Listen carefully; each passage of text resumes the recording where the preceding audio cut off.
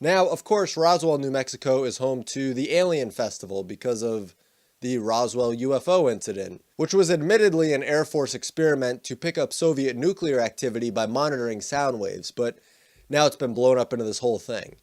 Well, this observatory that was evacuated is roughly 2.5 hours from Roswell by car, and it was evacuated back on September 6th.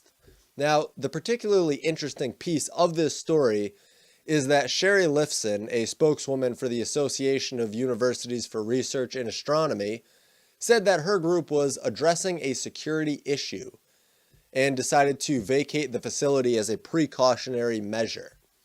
She also mentioned they were working with the proper authorities. Now, when I read that it was a security issue, there's a finite number of things that it could be, and we won't speculate too much on that because very few people, I'm sure, know what actually happened.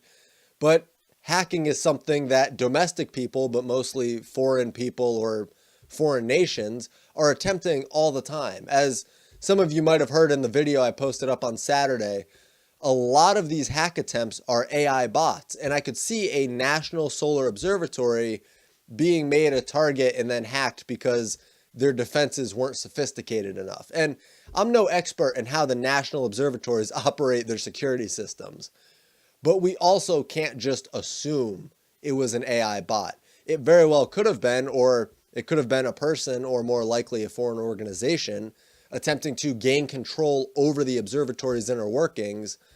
But then the question is why?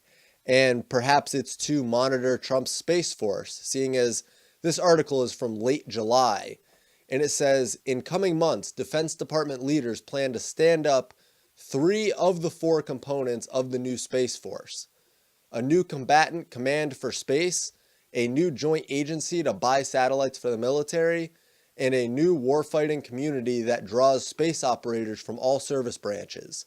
So this is underway now, and I wouldn't be surprised if it was a foreign nation trying to monitor the Space Force.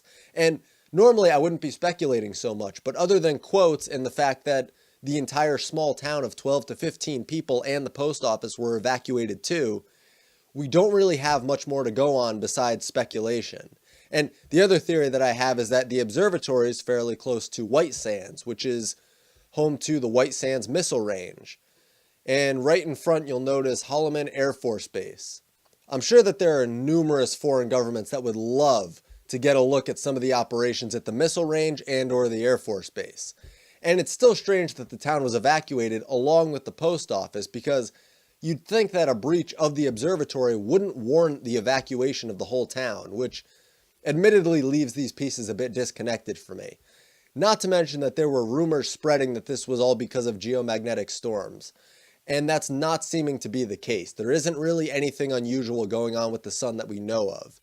And that means that the last explanation that I can think of that would be considered a security issue where the town, might have had to be evacuated is if there was an individual or a few individuals committing espionage. Of course, that's been used throughout human history to steal government and military secrets. And when the observatory has a view of White Sands and Holloman, it's hard to believe that wouldn't be a target for foreign agents.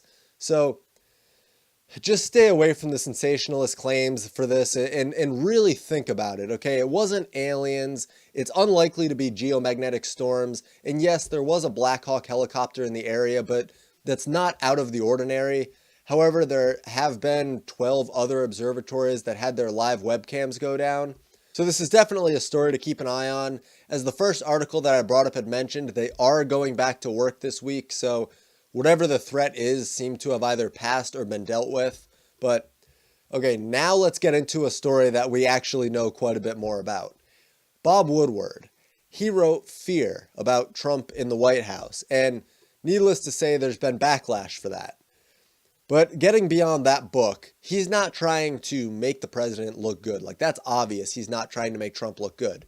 So when Woodward says that he's found no collusion by Trump despite him looking for 2 years, that's not something to roll your eyes at. And Lisa Page also said that the FBI was trying to build a case of collusion against Trump, but they failed. And she also sounded oddly disappointed that there was nothing to be found relevant to the collusion narrative.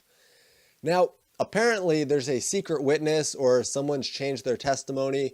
But either way, Mueller's still just grasping at straws.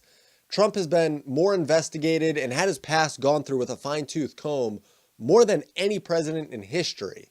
And we're seeing the same kind of thing with Kavanaugh. I mean, he's being mistreated and slandered more than Clarence Thomas was, and that was bad. I mean, you just figure that if there was collusion, there would be someone who would leak it. There'd be someone on the special counsel who would leak that, they've got the president now. They've got everything that they need and they're going to take him down. There would be leads that the FBI could expand on. There would be something for Woodward to say besides, "I've found no evidence of collusion," which is, of course, paraphrasing, but you get the point. Woodward would have given Hugh Hewitt every lead that he had in that interview, but there was nothing. I mean, if only all of this time and energy went into an investigation with actual leads, the time and resources would be much better spent, and we'd know far more about many dubious people. I mean, imagine if Woodward wrote a book on Hillary and he spent 2 years digging into her, or Obama, or John Kerry. I mean, if you only spent 2 years, you could write a novel. And I mean, there's a laundry list of people that you could dig into and write a book about because they're incredibly corrupt. But it's at this point that it's probably worth mentioning that between October 30th of last year and August 31st of this year, there are over 51,000 sealed indictments, and the usual number is only around 1,000 or so.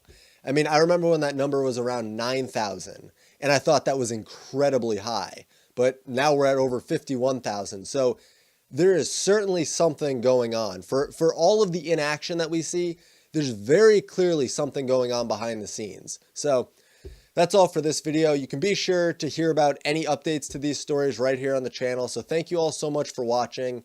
I really appreciate all the